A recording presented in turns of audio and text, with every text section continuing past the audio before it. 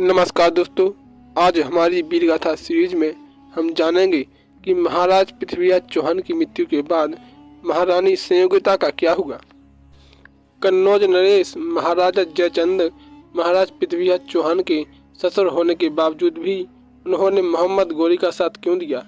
इन सभी सवालों के जवाब जानने के लिए आप हमारे वीडियो में बने रहिए। उससे पहले यदि आप हमारे चैनल पर पहली बार आए हैं तो चैनल को सब्सक्राइब कीजिए। हम कहानी में आगे बढ़ते हैं। पृथ्वीराज चौहान और संयोगिता का प्रेम विवाह हुआ था। संयोगिता राजा जयचंद की पुत्री थी और पृथ्वीराज चौहान हिंदू वंश के क्षत्रिय राजा थे जो दिल्ली और अजय मेरू पर राज्य किया करते थे और यह दिल्ली पर राज करने वाले आखिरी हिंदू शासक थे। चलो तो जानते हैं महाराज पृथ्वीराज चौहान की मृत्यु के बाद उनकी पत्नी संयोगिता का क्या हुआ। पृथ्वीराज चौहान की 13 रानियां थीं। उनमें से रानी संयोगिता और पृथ्वीराज चौहान की प्रियता मानी जाती है। जब पृथ्वीराज चौहान 13 वर्ष के थे तब वह सिंहासन पर बैठ गई। पृथ्वीराज चौहान की मृत्यु की खबर सुनते ही रानी संयोगिता का क्या हाल हुआ होगा, यह शब्दों में बयान करना मुश्किल है। वह पूरी तरह टूट गई क्योंकि उनके पिता भी उनके पक्ष में नहीं थे। ऐसे में संयोगिता को उनकी नंद प्रथा का साथ मिला। पृथ्वीराज चौहान की मृत्यु के बाद उनकी पत्नी संयोगिता और प्रथा ने किले में जोहर करने का निर्णय लिया। पृथ्वीराज चौहान की मृत्यु के बाद रानी संयोगिता के पास निर्णय पर अमल करने के लिए ज़्यादा समय नहीं था। दूसरी तरफ मोहम्मद गौरी का सेनापति कुतुबुद्दीन ऐबक संयोगिता और अन्य हिंदू औरतों को अपने हरम में लेने के लिए उतावला हो रहा था। पूरी सेना के साथ कुतुबुद्दीन ऐबक लाल किले के बाहर डेरा डालकर बैठ गया।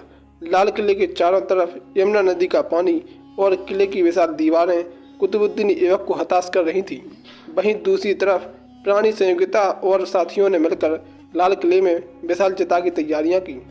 इससे पहले रानी संयोगिता ने किले में प्रवेश करने वाले पुल को तोड़वा दिया। खाई को भरवाने के लिए कुतुबुद्दीन ऐबक ने अपने सैनिकों को आदेश दिया कि हिंदुओं को मारकर और उनकी लाशों के ऊपर चढ़कर दीवार को पार किया जाए। तब हिंदुओं ने अपने धर्म और संस्कृति का साथ नहीं छोड़ा और तरह तरह की यातनाएं सहते रहे। उन्हें उस खाने में डाला गया। जब ही जिंदा शरीरों से भर गई तब उनके शरीर के ऊपर से हाथियों को निकाला गया और दरवाजे तक पहुंचने का प्रयास किया गया। वहां पहुंचने के बाद भी दरवाज़ा नहीं टूटा क्योंकि दरवाजे के बाहर बड़े बड़े खीले लगे हुए थे। अंत में कुतुबुद्दीन ऐबक ने आदेश दिया कि राजा जयचंद के पुत्र दीपचंद को दरवाजे के सामने खड़ा किया जाए और उसके शरीर पर हाथियों से वार किया जाए। राजा जयचंद ने मोहम्मद गौरी का साथ दिया था, लेकिन फिर भी मोहम्मद गौरी का सेनापति कुतुबुद्दीन ऐबक ने उनके ही पुत्र दीपचंद को मौत के घाट उतार दिया। तोड़ने के बाद कुतुबुद्दीन ऐबक महल के अंदर पहुंचा, लेकिन वहां का दृश्य देखकर बहुत चटपटा गया क्योंकि धधक धधक कर ज्वाला धधक रही थी। रानी संयोगिता और उनकी ननद प्रथा ने 100 से अधिक महिलाओं के साथ जोहर कर लिया। अफगानिस्तान में पृथ्वीराज चौहान को सबक सिखाने के लिए मोहम्मद गौरी और पृथ्वीराज चौहान की कब्र एक साथ बनाई गई।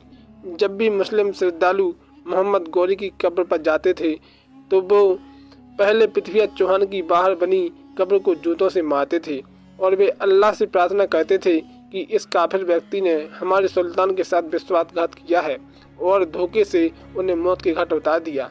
फिर अंदर जाकर गयासुद्दीन मोहम्मद गौरी की कब्र पर फूल चढ़ाते थे। कंधार कांड के समय भारत के विदेश मंत्री जसवंत सिंह अफगानिस्तान के दौरे पर गए। वहां भारतीय दूतावास से किसी भारतीय कर्मचारी द्वारा यह सूचना मिली कि वीर प्रतापी सम्राट राजा पृथ्वीराज चौहान की कब्र में यहाँ के निवासी जूते मारते हैं। जिस राजा को भारत में पूजा जाता है, अतः आप उनकी अस्थियां ले जाएं। भारत की सरकार को सूचना दें कि भारत में उनकी भव्य समाधि स्थल बनाई जाए, लेकिन वाजपेयी सरकार में किन्हीं कारणों से संभव नहीं हो सका।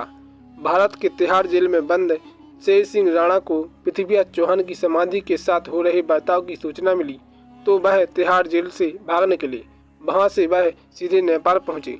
नेपाल के बाद बांग्लादेश पहुंचे। बांग्लादेश से नकली पासपोर्ट बनवाकर दुबई पहुंचे। दुबई से वे सीधे फिर अफगानिस्तान पहुंचे। वहां रात के अंधेरे में चुपके से उन्होंने पृथ्वीराज चौहान की अस्थियां निकाली और भारत लौट आए। मम्मी की मदद से शेर सिंह राणा ने गाजियाबाद के पिलखुआ में पृथ्वीराज चौहान का भव्य मंदिर बनवाया, जहां उनकी अस्थियां आज भी विराजमान हैं। तो दोस्तों, आप इस कहानी के बारे में अपने विचार जरूर कमेंट कीजिए और हमारे चैनल को जरूर सब्सक्राइब कीजिए। धन्यवाद।